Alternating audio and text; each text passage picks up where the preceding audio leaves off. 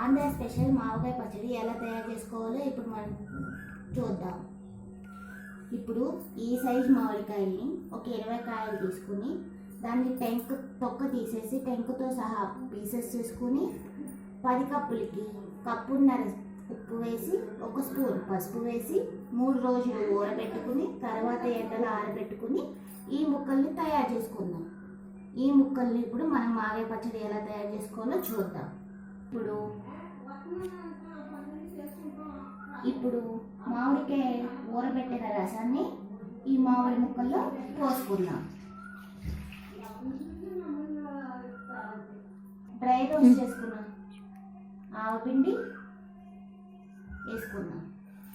And 1 spoon వేయించిన మెంతుల పొడి వేసుకుందాం.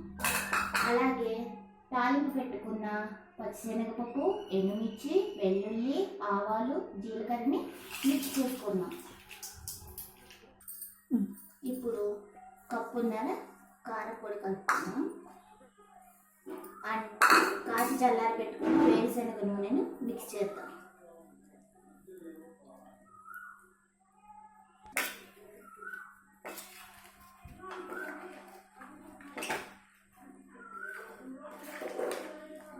దీనిని చక్కగా మిక్స్ చేసుకుని ఒక జాడీలో తీసుకుని 3 రోజులు ఎవరు కలపకుండా పక్కన పెట్టుకుని ఊరబెట్టేలా నానతాయి. ఈ బద్దలప్పుడు మామిడికాయ పచ్చడి టేస్ట్ ఉంటుంది.